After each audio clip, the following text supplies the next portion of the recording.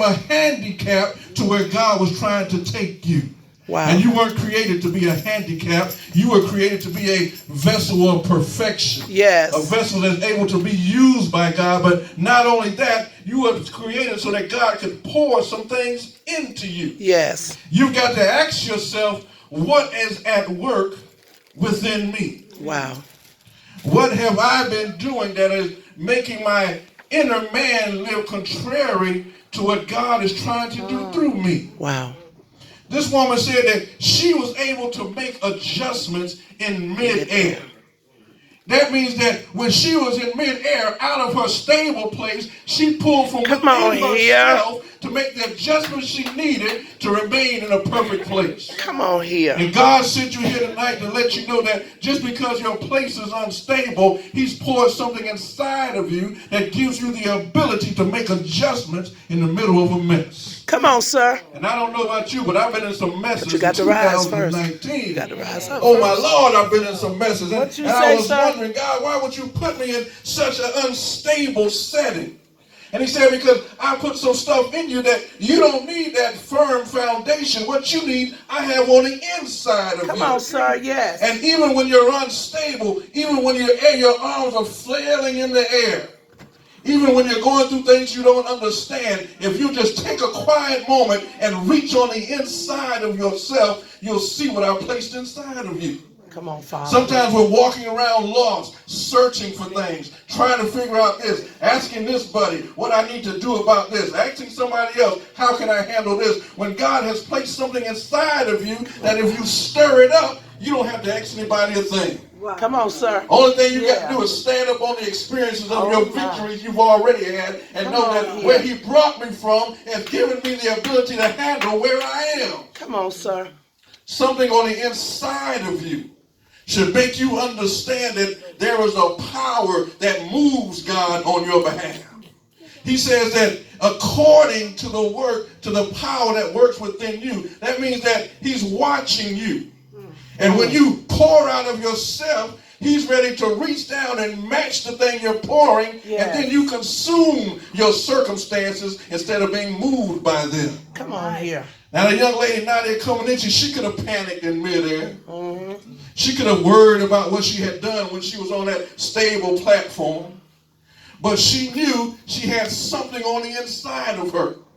And in the midst of chaos going on, she was able to pull out that thing, and even the people looking at her couldn't even determine that she was going through a mess. Stop letting everybody know what you're going through all the time. Come on here, sir. Come on here. Sometimes you just got to suck that thing up and pull it out from within Come you. on here. Go through what you got to go through and make the changes you need to make. Come on, Apostle. Stop underestimating who you are. Yes. Stop underestimating what God has done on the inside of you based on the things you've already been through in your life. He's drawing some stuff out of you. Because in 2020, you're going to run into some more unstable places. You're going to run into some more trouble sometime. And you ain't going to always be able to catch your friend on the phone. Sometimes you ain't going to be able to catch pastor. Sometimes you're going to have to know, I've got this thing on the inside of me. And if I just pull this thing out, I know God has my back, so I'm not going to fall. But you've got to ask yourself, what is at work on the inside of me?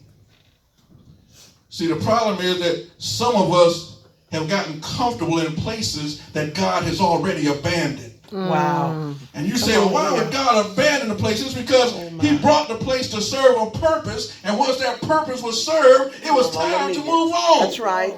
But because you got comfortable, you got comfortable in a place where God was not standing any longer, so you got confused in the midst of chaos. Wow. That's why when God says move, you need to move. Yes. That's why when God says let go, you need to let go. Even if it's baby boo-boo, you need to let that fool go. Come on here, sir. Because obviously there's something going on with that person that is keeping you from getting where God needs you to go. Yes. And you have to determine within yourself, how important is my life? Yes. Come on here, sir. How important is this gift of life that God has given me that I am willing to jeopardize it on a place where God no longer resides? Wow. sometimes you just have to move on. Move on. Sometimes you just have to let go. And sometimes you have to understand that the lesson has been learned. Now it's time to carry it forward so you don't repeat the same mistakes over and over again. He's not going to stay in that place where purpose has already been served. That's right. He expects you to elevate to the next place in your life. Yes. Ask yourself, what is it on the inside of me that is blocking me from meeting my place of elevation in my life? What is it that I'm going through? What is it that I'm accepting in my life that is causing me to miss my place of transition? Because God has set certain things in order. He's setting certain things in action, waiting on you to empower that thing from the power He's placed on the inside of you. The problem is we don't spend enough time discovering who we are and what we've got. Come on, sir. You can pray. You can do everything you want to do, but sometimes God is just simply waiting on you to make a move. That's right. That's right. Sometimes He's waiting on you because He knows what He placed in you. Yes. So He knows you've got it. He wants to see you use it. I'll use my son as an example. Little David, he don't really drive yet, but when I teach him to drive, I'm going to teach him how to use every part of the vehicle, the steering wheel, the gas, the brakes, you understand, the mirrors, all that type of stuff. And there's going to come a time when I'm going to get in that car with him. And I'm going to have expectation that everything that I've placed in him, he's going to have the ability to use that car in a way according to what's on the inside of him. Yes. Now, if I get in that car with him and he don't even know how to crank the car up, somebody has failed somewhere. Yeah. Come and on, I'm not going to take that failure upon me. Come on, sir. I'm going to say, son, you aren't using what I placed in you to use to get this car moving. Good. Some of you are not using what God has placed inside of you to get your life moving in the direction God needs it to move. So we have to ask ourselves, what is this thing on the inside of me that I'm not using, that I could be in a better place? That I'm using, I can have better things than what I have. I can be using this wisdom in a way that I have myself better off than I've ever been before in my life. Yes. Amen. When you adjust in midair, you're connecting to the power inside of you, connecting that to the will of God over your life, and then you take government over your atmosphere. Yes. See, God has given you the authority over your atmosphere. Yes. But if you don't use the power within you, then you'll get abused by the power that is against you instead of being able to overcome that thing. Yeah. Yes. So what are you allowing to beat you up that is weaker than you? Ain't that a sad thing for us to allow some entity to whoop our behind when God has given us the power to overcome any enemy that attacks us? Don't you remember the scripture, no weapon formed against you shall prosper? Then why are all the weapons prospering against you? Come on here. Because you have not taken the word, placed it on the inside of you, allowed it to mature who you are, to grow it up, to give you the power to do what God has given you the power to do. We have to take the authority based on the power that is at work within us. We're getting too many bumps and bruises in situations where we should have the hands up over the enemy. Because we got comfortable. And whenever you get comfortable, your muscles, it gets lackadaisical. There's a word, I can't think of it, but they become limp. Because you're not using them properly. And when you're not using them properly, when you try to use them, they get pushed to the side by sometimes somebody that's even weaker than you because they've simply been using what they've got. So you're in a place of defeatism because you're not using what you got. It's not that you don't have it. It's not that you're not powerful enough to overcome that thing. But because you haven't been using it, it has caused you to be weak in a place where you should be strong. That's good. So you are disconnected from the power that is at work within you. That's why you had to go through so much in 2019 because God was trying to show you that all these things that you're trying to rely on, you could be relying on yourself to overcome. There you go. So He had to disconnect you. He had to cause some confusion in your life. Yeah. He had to disturb some things going on that you had gotten comfortable with. Come on, sir. To show you that you don't need all that. You only need what he has placed on the inside of you. So what are you going to do to learn what it is on the inside of you? What are you going to do to learn what it is on the inside of you? You're flooding heaven with your prayers and you're not getting any answers. Come on, it's sir. because you should be flooding the atmosphere with your power. It's because he's given you the power to overcome. Come on, you don't sir. have to call him every time. Come on, you just sir. have to show him that you better say appreciate what that. he put in you and you're ready and willing to use that thing. Yes. There you go. That's it.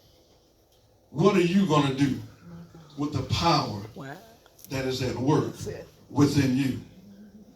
What are you going to do when it's time for you to adjust in midair? When there is no stable place for you to stand Come on, on. sir. When there is no friend to turn to. When there is nobody to fall back on, but it's all on you now. What are you going to do? You better know how to pull on that thing at work within you. Wow. Because when you learn that secret of pulling on that thing within you, you won't fall every time somebody tries to trip you up. Come on, preacher. You won't step back every time you see a wall, but you'll push forward because you understand you have the power to break down any blocks that try to come to prevent you from becoming all that God has created you to be. And truth be told, that's what it's all about. It's about you becoming everything that God has placed you on this earth to become. And we're falling short because we're not offering God anything to work with. He's just waiting for us to simply say, God, I remember what you taught me. I remember what I went through. I remember what I overcame. I even remember some of the victories I had. And here's that memory. I'm going to make a move on that thing. Yeah. He wants to see that you understand who you are. He wants to see that you understand what he's placed inside of you. And he doesn't want you to get comfortable in places that are going to cause you to miss out on the blessings he has for your life. I'm going to give y'all the short version. Is that all right? Because y'all been out here having a good time. You know, as a pastor, I'm back there looking at the clock saying, these Negroes need to sit down. But then at the same time, my foot was tapping and I said, well, go ahead in Jesus' name. But we've got to learn how to fight. And we've got to stop responding from our flesh. Yes, come on here, Apostle. Because, see, most of the time your flesh is connected to the issue. Yes, so when you connect to your flesh, you're only responding to what that issue is giving you. Yeah. So what you have to learn how to do is to stop basing all of your responses on your feelings and start basing them on your faith and the knowledge of what God has placed inside of you. Yes. That overtakes your flesh and gives you the victory in situations that you wouldn't ordinarily have the victory in. If you're still thinking your job is your savior, come on, if you're still thinking your spouse is your savior, come on, sir. I hate to tell you, don't get mad, Apostle, but if y'all still thinking your pastor is your savior, there you go, preacher. 2020 is going to be hell for you. Hell for you, yes, sir. Come on, because preacher. that is not who you're supposed to be That's putting right. all your weight on. Come on, preacher. You're supposed to be, first of all, able to carry your own weight. Your own weight. That's why he's placed that power inside of you Yes. so you can stand on your own. Yes. But if you keep falling and tripping and somebody has to catch you all the time, then not only you're a handicap to yourself, but you're a handicap to the person connected to you. Come on, preacher. Wow. So we've got to learn how to stand up. Yes. See, we're not telling the whole story in the churches of what God expects of us. Come on, preacher. That's why people spend more time crying over things than taking their authority over the thing. Come on, sir. Because we've been given authority to be victorious on this earth. That's right. And that's who we have to be. We have to be the people at the forefront that are proving a point. It's all right for Christians to prove a point that our God is real. That's right. That Jesus is the Christ. And that we are the children and heirs of the great I am. It's all right for us to prove that point because the world is trying to prove to us that we're not. That's right. So why aren't we spending more time proving that we are? They can say we proudful. They can say we're confused. They can say we don't understand truth. But when we stand up in who we are, Yes, truth sir. reveals itself Come on in the here. midst of every situation. Come on here, sir. Yes. So ask yourself, what is my truth revealing in the midst of my situations? Is my truth that I have not really taken account of what God has given to me and I put that thing on a back burner? That's why I'm attacking everything with my flesh. Is that why every time a situation comes by, I'm crying and I'm worried, I want to hide? What am I standing on in my own life? Why am I stumbling? Why have I not arrived yet? I can guarantee you it's not God's fault. Come on, sir. I can guarantee you 110% it's not God's fault. So that only leaves one other suspect, you and I. So we have to evaluate ourselves to see exactly what it is. I think a main problem is, and one thing I learned from Jesus, Philippians, it said, let this mind be in you, which was also in Christ Jesus. Most of y'all know that verse, even if you don't go to church, you heard that verse. Let this mind be in you, which is in Christ Jesus. Well, you have to ask yourself, what was Jesus Christ's mind like? Come on, preacher. Well, he was focused, for one thing. Yes. He was focused. He was so focused that you couldn't lie to him about who he was. Remember, that's what Satan tried to do in the temptation. Come on, sir. Tried to lie to him about who he was. Yes. Tried to lie to him about what was already his. Come on, sir. You've got to know who you are, and you've got to know what is yours if you have the intention of being successful on this earth. He had focus. Yes. I mean, think about Jesus. Sometimes Jesus would hear his sheep, his fallen sheep on a distant land, crying out for him, sick, needing healing. And the crazy thing, he'd tell his men, go ahead and get on the boat and go on out there and I'll be out there or whatever. And then Jesus, in his focused mind, he'd be walking along the beach and he'd be so focused, I don't think he even realized when his feet left the beach and walked on the water. Come on, sir. Because he had a determined destiny in mind. And if you want to be successful, you got to be that focused that you don't care what your ground is, because you understand where you're trying to get to, and you're not going to do anything to separate you from that determination. Wow. How focused are you? Wow.